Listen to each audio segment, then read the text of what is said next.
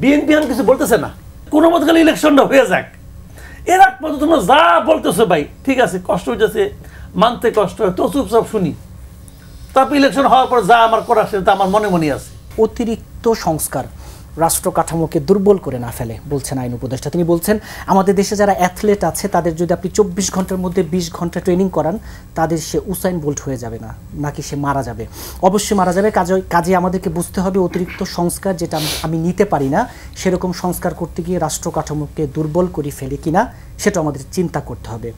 সংস্কার কেমন দরকার ছিল, এই যে কথাগুলো, এবং কেমন সংস্কার আসলে হলো। উনি এটা বলেন নাই যে সংস্কার হয়েছে এতে কি আমরা দুর্বল হয়েছি না সবল হয়েছি, এটা তো বলা উচিত ছিল। সংস্কার তো শেষ, অনেকগুলি সংস্কার কমিশন তারা তো সংস্কার রিপোর্ট দিয়ে দিছে, এবং ওইগুলির মধ্যে যেগুলি তারা বেশি জরুরি মনে করছে সেগুলি নিয়ে তারা বসছে, আলোচনা করছে, করার পর তারপরে একটা জগা খিচুড়ি পাকাইছে, পাকে আর কোনো সমাধান দিতে পারে না।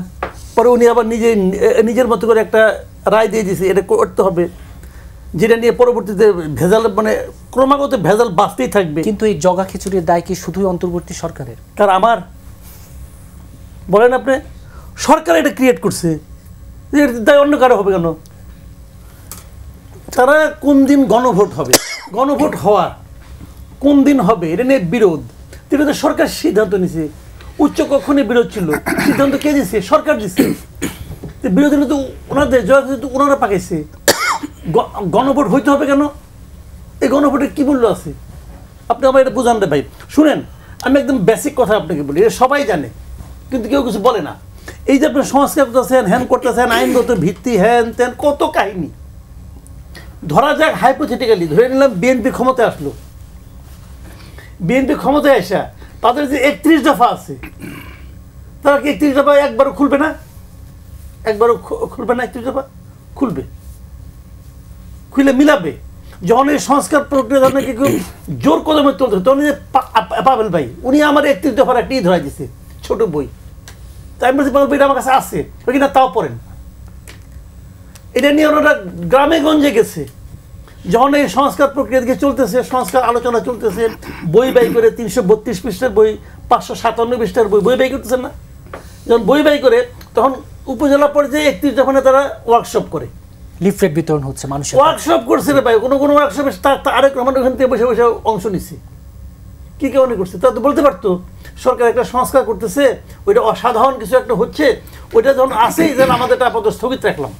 করছে একদিনের জন্য স্থগিত করে নাই। তারপর ওনারা যখন ক্ষমতায় যাবে, কথার কথা, যখন ক্ষমতায় যদি তারা যায় তখন তারা কী করবে? যেটা বিষয়ে তারা এতদিন শ্রম দিল ওইটা বাদ দিয়া ওই ভাড়াটে বুদ্ধিজীবী আর এনজিওদের সংস্কার এটা তারা নিবে? এই ভাড়াটে এনজিওদের থেকে, ভাড়াটে বুদ্ধিজীবী আর এনজিওদের যে ওনারা কি কম বোঝে? ওনারা পলিটিক্স করে। দেশের মাটি ও মানুষের সঙ্গে ওনাদের সম্পর্ক আছে, এদের নাই।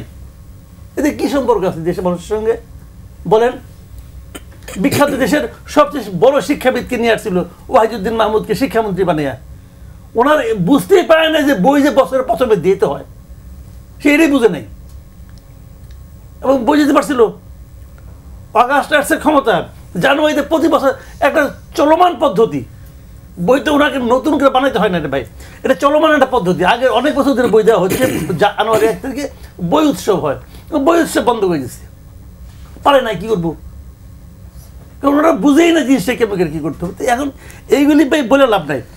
এখন এতদিন পরে আইন উপদেশে বলতেছে কি অতিরিক্ত সংস্কার, সংস্কার অতিরিক্তটা কোনটুকু সেটা বলুক, সে ব্যাখ্যা করুক যে সংস্কার হয়েছে, এটা অতিরিক্ত সংস্কার হয়েছে, অতএব রাষ্ট্র অসুস্থ হয়ে পড়ছে বলুক, অথবা তার সরকারও অসুস্থ হয়ে পড়ছে, অথবা ওনারা অসুস্থ হয়ে গেছেন বলতে পারে। মানে উনি কথাটা বললেন কেন? উনি কি কোনো থিওরিটিক্যাল কথা বললেন নাকি কোনো অভিজ্ঞতা জাত উপলব্ধির কথা বললেন? কি বলছেন ওনারা? কেন? শুনেন, বিএনপি এখন কিছু বলতেছে না। বিএনপির সমস্যাটা ওইটা জানেন, ওদের মনোভাবটা কি? ভাই পরে কিছু কমু না, তুই কোনো মতো ইলেকশনটা করে ফেলা। ওই যে বাসায় মনে করেন, উদাহরণ দিয়ে বলে, আপনি ছোটো মনে করেন আপনার 6 মাসের বাচ্চা, হঠাৎ করে আপনার খুব মূল্যবান দামি একটা গ্লাস সে হাতে নিছে। এখন আপনার টেনশন, এটাকে সে ফালাই দিব না কোথায় ফালাবো, ভাঙবো না কী করবো? এখন আপনি পারলে কিন্তু দূরের থেকে পুরো মানে পায়ে ধরেন, বাবা তুই ফালাইস না, তুই রাখ, আইতেছি আমি। এদের এই বিএনপির সাথে এই অবস্থা যে কোনো মতো গেলে ইলেকশনটা হয়ে যাক, এর আগ পর্যন্ত তোমরা যা বলতেছো ভাই ঠিক আছে, কষ্ট হইতেছে, মানতে কষ্ট হয়, তো চুপচাপ শুনি। তারপর ইলেকশন হওয়ার পর যা আমার করা সেটা আমার মনে মনে আছে।